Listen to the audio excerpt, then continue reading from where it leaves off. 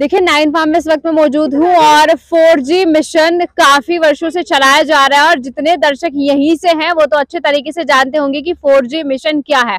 हर वर्ष की तरह इस साल भी एक प्रोग्राम ये लोग कराने जा रहे हैं जिसकी प्रॉपर थीम रहने वाली है सनातन हिमालय संस्कृति से रिलेटेड। अब जिन लोगों को नहीं पता है मैं उन लोगों को बता देती हूँ कि 4G का मतलब है 4G गंगा, गांव, गो और गायत्री। इसी पूरे चैप्टर के जो इर्द गिर्द है 4G जितने 4 मैंने आपको बताए हैं जिससे रिलेटेड इसी पूरे चैप्टर के इर्द गिर्द जो है प्रोग्राम जाने वाला है और पूरा कंप्लीट सनातनी और हिमालय संस्कृति का थीम यहाँ पर रहने वाला है। लेकिन कार्यक्रम की रूपरेखा क्या है, कार्यक्रम में क्या क्या होने वाला है, क्या वाकई में सनातन से रिलेटेड ही सारी चीजें आने वाली हैं या प्रस्तुतियां जितनी भी देंगे, देखिए बच्चे देंगे या बुजुर्ग देंगे या बड़े देंगे, वो सभी सनातन से रिलेटेड होने वाली है। और एक जुड़वा बच्चों का एक कार्यक्रम भी यहाँ पर रखा गया है कि देखिए जुड़वा बच्चे जो होते हैं उनसे रिलेटेड भी कुछ चीजें यहाँ पर दिखाई जाएंगी। और राम मंदिर जो बन रहा है, भव्य विशाल राम मंदिर जो बनाया जा रहा है, उससे रिलेटेड भी चीजें यहाँ पर दिखाई जाएंगी। तो आज मीटिंग रखी गई तो सभी मेंबर्स मेरे साथ मौजूद है। रूपरेखा क्या है, क्या कुछ होने वाला है, क्या कुछ दिखने वाला है, क्या कितना सनातन पर जो है फोकस दिखाया जाएगा, जितने भी टीम मेंबर्स हैं और लोगों में क्या संदेश जाएगा, ये मैं जान लेती हूँ। सब बताइए इन शॉर्ट मुझे आप बताइएगा कि क्या कार्यक्रम रहने वाला है, जो मेन आपके कार्यक्रम है और सनातन से रिलेटेड आप क्या संदेश देना चाहते हैं समाज में। मैं सबसे पहले तो न्यूज़ भारत एक्सप्रेस का धन्यवाद दूंगा कि वो उनको भी आमंत्रित करना चाहूँगा आज की इस बैठक के माध्यम से कि वो इस सनातन को लेके प्रभु श्री राम जी का जो मंदिर बन रहा है वो भी सहयोगी के रूप में हमें कंट्रीब्यूट करें, अपना योगदान दें। हमारा जो मेन थीम है इस बार हिमालय संस्कृति, सभ्यता और सनातन।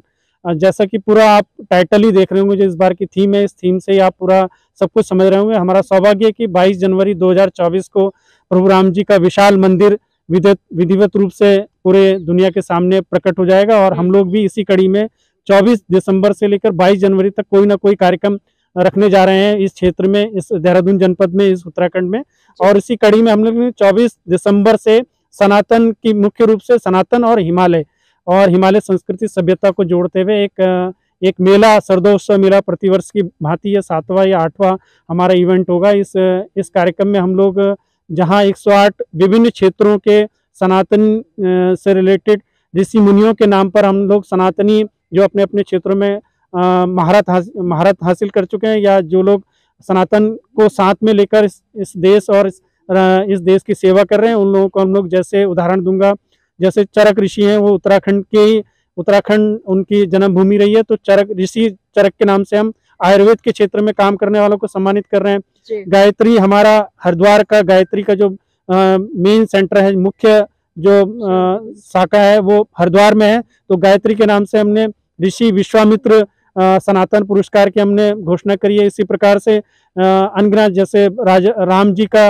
रामलीलाएं, आजकल आप बहुत सी रामलीलाएं देखते होंगे, लेकिन रामलीलाएं में जो अभिनय जो बहुत बढ़िया अभिनय करते हैं उन पात्रों को हम लोग सम्मानित करने का काम कर रहे हैं। उसमें राजा मतलब ये है कि पूरा इतिहास बताना है, अपने उत्तराखंड की संस्कृति का क्या इतिहास रहा है और भी कई चीजें, पौराणिक चीजें भी आप लोग लेके आ रहे हैं। ठीक है मैम, क्या बताना चाहेंगी कि क्या एक संदेश जाएगा, इससे पूरे समाज में क्या संदेश मिलेगा कि वाकई सनातनी बहुत मजबूत है और वाकई सनातन में ताकत है। जैसे आप सभी जानते हैं कि हमारा देश पहले से सनातनी रहा है, तो धीरे धीरे जो हमारी सभ्यता और हमारे सनातन को जो धीरे धीरे हम लोग भूल रहे हैं। हमारे बच्चे हैं, हमारे बच्चे स्कूलों में जाते हैं, वो पूरी तरीके से वो शिक्षा को ग्रहण नहीं कर पा रहे हैं। तो एक बहुत बड़ा ये एक संयोजन किया गया है यहाँ पर कि उन बच्चों के माध्यम से, 108 कन्याओं के माध्यम से इस सनातनी प्रथा को वापस से लाया जाए, जिसमें उनके माता पिता, उनके अभिभावक भी इसमें शामिल हों और ये जो सनातन है उसको हम वापस से प्रचार कर सकें। ठीक है मैडम, आपको क्या लगता है कि लोग कितना रीझने वाला है आपसे, लोगों को कितना अच्छा लगने वाला है जो प्रोग्राम आप लोग दिखाने जा रहे हैं? हमारा जो मिशन है 4G मिशन, गौ, गंगा, गांव और गायत्री, तो हमारा जो थीम रहती है, हम अपने अध्यक्ष जी को भी धन्यवाद देते हैं, भट्ट जी को, जो ऐसी थीम हम लोग सोचते हैं जिसपे हम लोग वर्क करते हैं। हम लोग समाज में एक ऐसा संदेश देना चाहते हैं।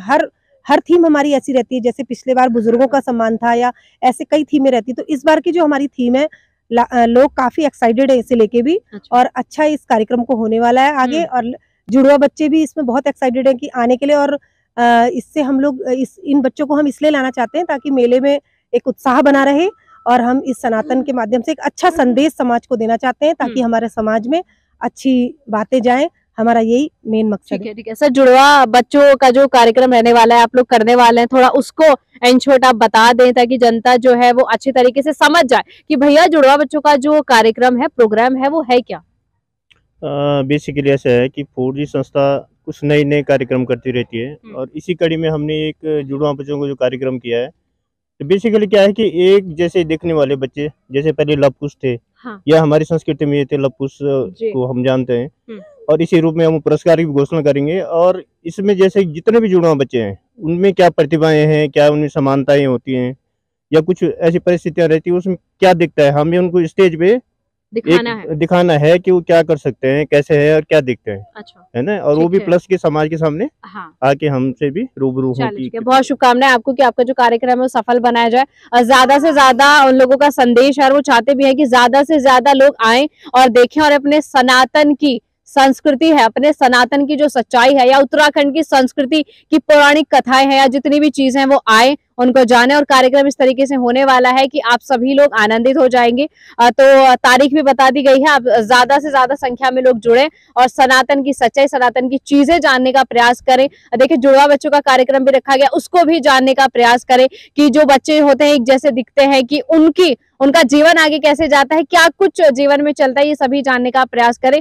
तो मिशन 4G कार्यक्रम जो करने वाला है, ज्यादा से ज्यादा संख्या में आप आएं और देखें कि क्या कुछ हो रहा है, मिशन 4G कहां तक सफलता हासिल कर रहा है। देखिए मिशन 4G के मेंबर्स जितने भी हैं उनमें से एक मेंबर श्रीकांत जी जो है वो मेरे साथ मौजूद हैं और कवि हैं। सर 4 पंक्तियां सुनाने का कष्ट करें और मैं चाहती भी हूँ कि आप 4 पंक्तियां सुनाएं हमें।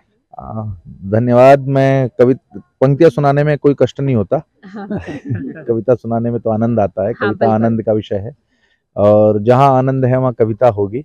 और इस बड़ा अच्छा है कि 4G का जो कार्यक्रम कर रहे हैं वो भी हमारे भट्ट साहब कर रहे हैं और जहाँ भट्ट हो वहाँ पर कोई आनंद की कमी हो नहीं सकती। 4 पंक्तियां आपने सुनाने का आदेश किया है तो ये चूंकि उत्तराखंड शहीदों की भूमि है, सैनिकों की भूमि है, तो मैं अपनी सबसे वायरल 4 पंक्तियां आपको सुनाना चाहता हूँ कि शहीदों की कहानी को सुनाने आ गया हूँ मैं, शहीदों की कहानी को सुनाने आ गया हूँ मैं, मिटे जो मातृभूमि पर गिनाने आ गया हूँ मैं, और लहू देकर भी जिसने सवारा मातृभूमि को उन्हीं की वीर गाथाएं सुनाने आ गया हूँ मैं। क्या बात है, बहुत ही आनंद आ गया है सुनकर। सर और कुछ कहना चाहेंगे, क्या कुछ संदेश जाने वाला है मिशन 4G के कार्यक्रम को लेकर?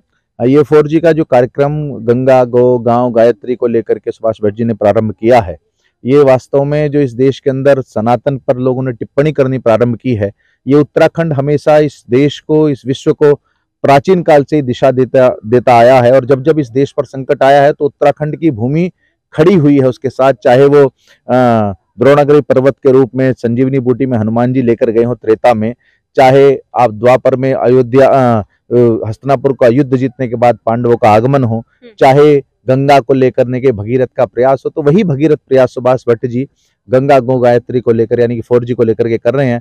और इस कार्यक्रम के माध्यम से जिन्होंने बीड़ा उठाया कि हम सनातनियों का 108 सनातनियों को सम्मानित करेंगे, इसके अलावा जो लोक विरासत को बचाने वाले लोग हैं, लोक संस्कृति को आगे बढ़ाने का जो काम कर रहे हैं सुभाष भट्ट जी और इनकी पूरी टीम, मैं बहुत बहुत साधुवाद देना चाहूंगा कि आपके चैनल के माध्यम से आपके सभी दर्शकों को, श्रोताओं को, कि वो आगामी 24 और 25 दिसंबर को इस कार्यक्रम में आए और उत्तराखंड की संस्कृति का अपनी आंखों से अवलोकन करें, इस संस्कृति को बचाने में सहायक हों, इस संस्कृति को आगे बढ़ाने में सहायक हो। यदि वो लोग इस कार्यक्रम में आएंगे तो बहुत अच्छा लगेगा उनको भी और हमको भी, क्योंकि संस्कृति का काम बचाने का किसी एक व्यक्ति का नहीं है, एक संस्था का नहीं है, ये हम सबका सामूहिक प्रयास है। बहुत बहुत धन्यवाद। बहुत बहुत धन्यवाद श्रीकांत जी।